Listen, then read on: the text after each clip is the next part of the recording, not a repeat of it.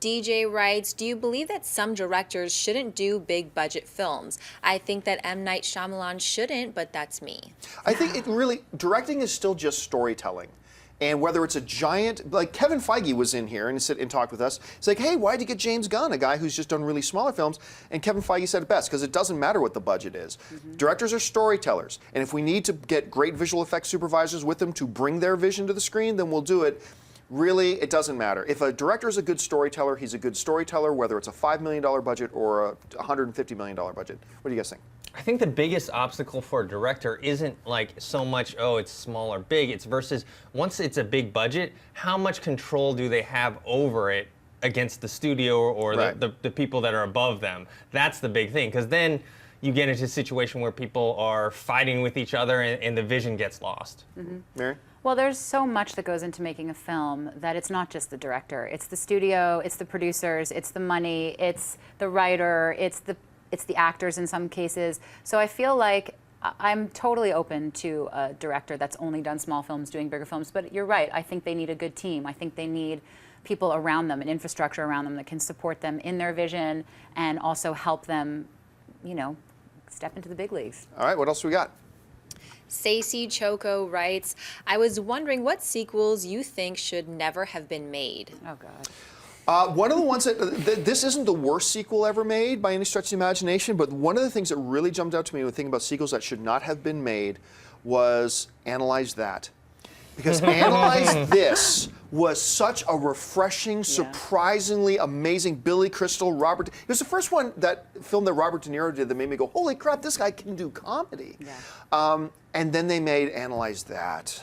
And it just killed. And then one of the worst films in cinematic history, following up one of my favorite films in cinematic history, The Highlander 2. That should never, ever, ever have been made. What jumps to your guys' minds when you hear sequels that should not have happened? Hangover 2 for me. Yeah. Hangover, I mean, that was such a great supernova of a film, the first one, and it wasn't a comedy people were expecting was going to do so explosively well, and it did, and it was great, and it was fun, and then The Hangover 2 was just like a nosedive. It was just so a carbon sad. copy nosedive. Yeah, I mean, Highlander 2 and Hangover 2, those are two good examples. I mean, not that this was absolutely terrible, but I just thought Batman Returns was such a drop in quality from the first Batman. It was. You know, I was so disappointed because at that time, Batman was one of my favorite movies, and I was like, Batman Returns, and I watched it, I'm like, that's it? That's what I've been waiting for all these years?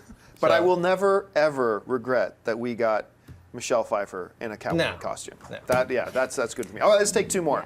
Wyatt writes, I'm looking forward to the Expendables 3, but the anticipation is killing me. Will we ever get another trailer for the movie? Yes. Yes, I think it's safe to say we will get another trailer for the movie. Any other opinion to that? All right, let's move on to the next question. Okay, Raj Pat writes, question, which job would you want the most and why? Director, actor, screenwriter, or producer? Ooh. Producer for me. That just kind of falls more into my wheelhouse. What do you guys think? Director for me. Oh, I knew. Yeah, you're a filmmaker though by nature. It just for the vision, what the movie essentially comes down to is it falls on the director. So yeah, I'm with you. Director, especially if I could be Wes Anderson. Oh yeah, well, all right. Let's just take one more bonus one. Okay.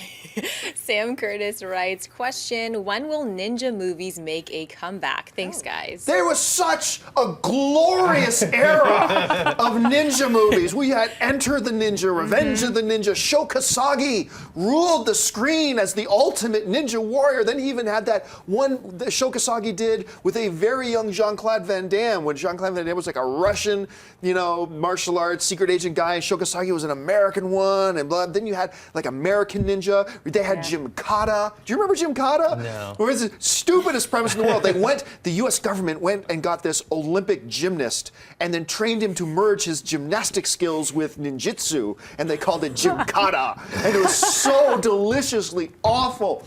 I want the ninja film back. I want them back. I could watch ninja films all day long. So I don't see a resurgence anytime soon, but damn, I hope it comes, because I would be just in pig heaven. Oh my goodness.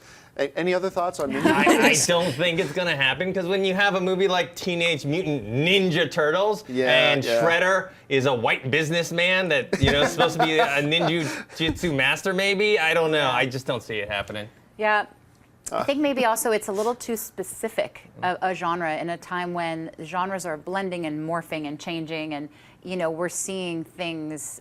We're seeing a lot of action in a lot of different ways. People are infusing action films with elements of all these different westerns and parkour, and we're seeing so much go into one film that I think just making a ninja movie is not something that a studio could justify because it's just too big a risk, even though it would make you very happy. It would make me so happy. If you like this video, be sure to give it a thumbs up and don't forget to subscribe to AMC Movie News on YouTube.